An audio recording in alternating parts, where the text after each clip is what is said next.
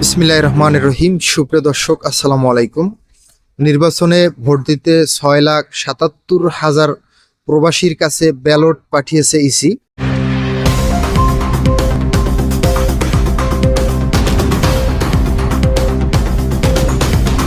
আসন্ন জাতীয় সংসদ নির্বাচন 2026 গণভোটে ভোট দিতে বিশ্বের বিভিন্ন দেশে এ পর্যন্ত 6,77,233 জন প্রবাসী ভোটারের কাছে পোস্টাল ব্যালট পাঠানো হয়েছে।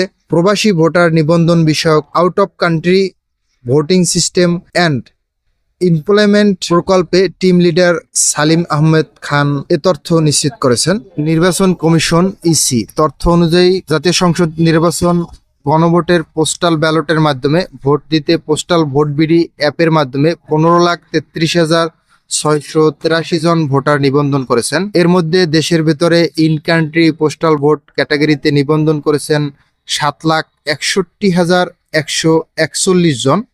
এছাড়া বিশ্বের বিভিন্ন দেশ থেকে 7,72,542 জন প্রবাসী ভোটার নিবন্ধন করেছেন। সালিম আহমেদ খান বলেন, 10 জানুয়ারির মধ্যে প্রবাসীদের কাছে পোস্টাল ব্যালট পাঠানোর লক্ষ্যে কাজ করা হচ্ছে।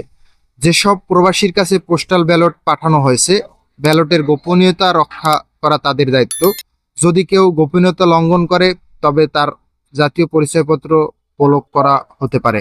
সালিম আহমেদ খান আরও বলেন, 21 জানুয়ারি প্রতীক বরাদ্দ দেওয়া হবে। আশা করা হচ্ছে এর আগে প্রবাসী ভোটারদের কাছে পোস্টাল ব্যালট পৌঁছাতে সক্ষম হবে। ইসি সূত্রে জানা গেছে, গত মঙ্গলবার সন্ধ্যায় বিশ্বের বিভিন্ন দেশে 41,464 জন প্রবাসীর কাছে পোস্টাল ব্যালট পাঠানো হয়েছে। এর মধ্যে সিঙ্গাপুরে সর্বোচ্চ 17,759 জন এবং সৌদি আরবে 12,000 পোস্টাল ব্যালট পাঠানো হয়েছে। মোহাম্মদ আলামিন, ইউরোপ বিডি, প্রবাস।